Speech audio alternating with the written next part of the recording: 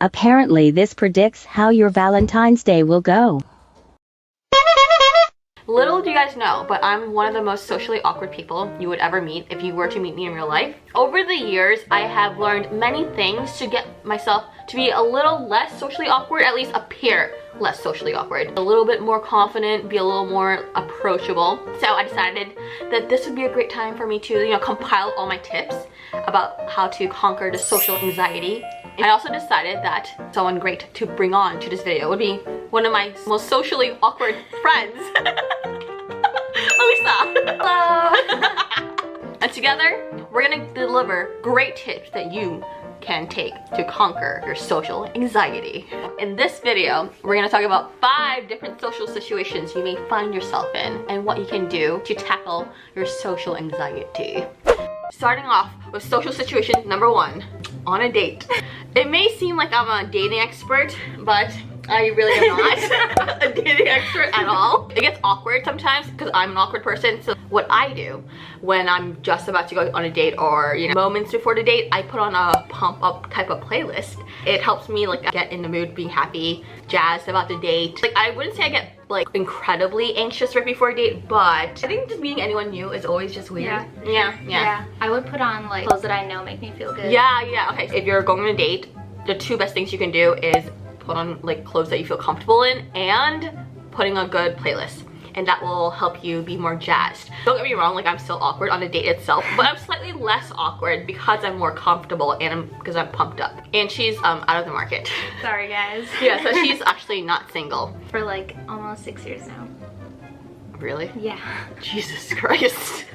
Social situation number 2. You're at a party and one person and they're busy talking to someone else. I hate going to parties so much. Yeah, it's not the best time. At least the first 15 minutes. After that, once you get in your groove, or at least everyone else gets in their groove, it gets way better. The worst part of going a party is going to it and then entering it and then seeing people. I'm happy because of COVID because there are no more parties, so I don't have to deal with this anymore. But once COVID is over, we're gonna have to go to parties again. Yeah, it's been really nice to have this excuse of no one's doing anything, so I don't feel like I should be doing anything. Yep. And for socially awkward people like us, it's so nice to just sit at home all the time. Usually, this is awful and what you shouldn't do to conquer your social awkwardness. So what we usually do is, our favorite one is playing on our phone and pretending we're talking to someone, or there's something really important on our phone that we have to pay attention to, and just not looking or talking to anyone. Yeah, my thing is I'll find a wall that nobody's at and just lean against it and just type on my phone.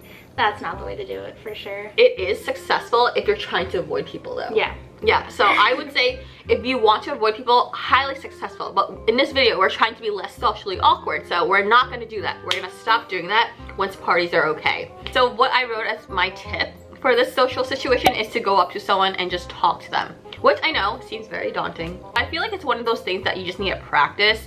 The first time it's gonna be very painful, awful. But you do it again, it's just slightly less painful. So the pain slowly subsides. It's still painful. Going up to a stranger, making a conversation, doing small talk, absolutely hate it.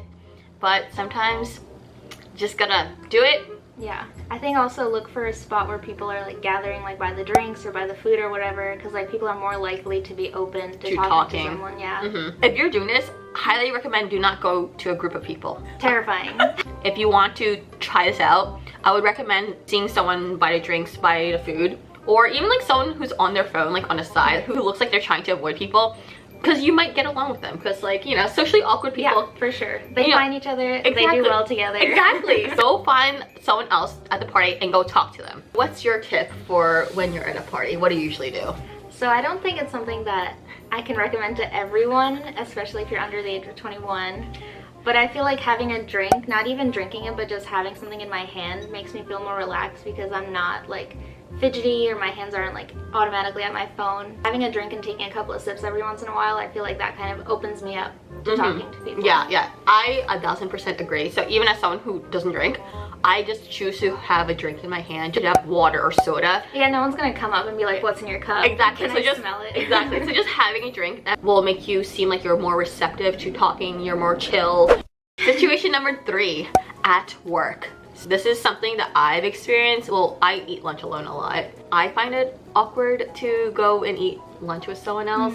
Just because like I usually am not very close with my colleagues. Yeah, I feel like a lot of the times the only thing you have in common as far as you know is work, and you don't always want to be talking about work at work, and you don't know how to break into not talking about work. Breaking that barrier, I feel like it's always very hard. I would not recommend just sitting at your desk and eating alone. What I usually do is I end up doing work alongside while eating lunch, but I think you should really take advantage of lunchtime to actually meet people, connect with people. So my tip would be, go and ask someone to eat lunch with you. You don't have to do it every single day, but just make it like, let's say, a goal of maybe once a week or once every other week. You can slowly inch up to it. Definitely try to make a point to meet someone and actually get to know them, because you never know, maybe you'll click with them, maybe you become friends with them. For me, like at my work, we have a food truck that's there once a week. So we'll be like, oh hey guys, we're going to the food truck, like anyone wants to come, and you like go around and ask anyone. And so I feel like that way you're more likely to talk to someone you don't normally talk to, and then you get to have this like low pressure, like we're just at the food truck and we're just gonna eat in the park or whatever. So definitely like don't eat lunch alone. It like ruins your whole work day, I feel like. At least for me, I feel like, oh, I just wasted this hour sitting by myself, and then I haven't had like a real break from work. But sometimes the break room is very daunting, especially if there's a lot of people there. With that situation, it helps if you already had eaten lunch with someone before, when you ask, like, so then you could go find them in the break room and just talk to them, and then, you know, ease your way into that conversation. But I get it.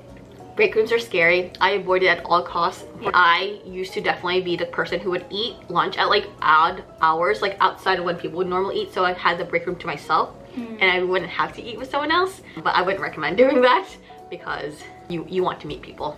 My tactic, because I don't like approaching, I will go like 15 minutes before lunchtime and like set myself up, and then have someone have to approach me. Because I'm not the like, you know, that's smart. Yeah, so I'm just like, oh hi, you want to sit next to me? That's smart. Cool. Okay, so guys, go eat lunch 15 minutes before when everyone else usually eats it, so then someone else has to approach you, and then you could maybe inch your way to asking someone else to like eat lunch with you. Seeing someone you know in public. So the situation could be like at a bus, in the hallways, or at the train station. At the train.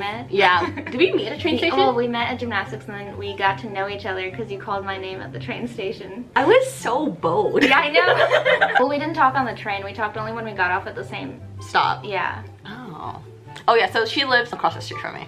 We went to the same high school. Yeah. Yeah, so like a social situation where you see someone you know in public, and this happens a lot, especially when I'm back home, like in New York City, just because like everyone's just roaming everywhere, and even though it's a big city, you just happen to randomly run into people, which is so annoying because you get to do small talk. Because it's usually people that you don't talk to regularly that you always run into. Yeah, and then it's the whole like, so what have you been up to? And it's like a lot that you don't want to get into. Honestly, sometimes you just don't care. Yeah, and I feel like they don't care. They're just asking to be polite. Exactly, so. But that's us being anxious. Yeah.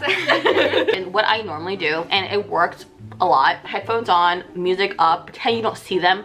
This is where you bring out your best actor skills and pretending you don't see anyone. I've become a pro at this to a point where I actually don't even notice people anymore, because I just do it so often, which is awful, because there are sometimes people talking to me and I don't realize they're talking to me because I've learned how to zone out people.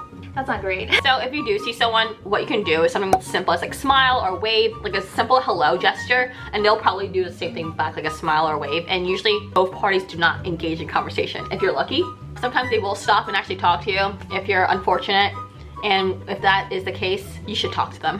Yeah, I mean, it doesn't have to be as painful as you think it is. Just like, you know, relax and talk about as if you were talking to someone you actually talk to. It's not that different. Yeah, and if you actually like feel yourself getting like super anxious, what I do is like, oh, I'm running late, I have to do X, Y, and Z. So then you just, that's a good way to like cut the conversation if it seems like it's just going on and on. That goes for like any or most conversations. I would say like, oh, I need to run to a meeting, or I need to run to X, Y, or Z.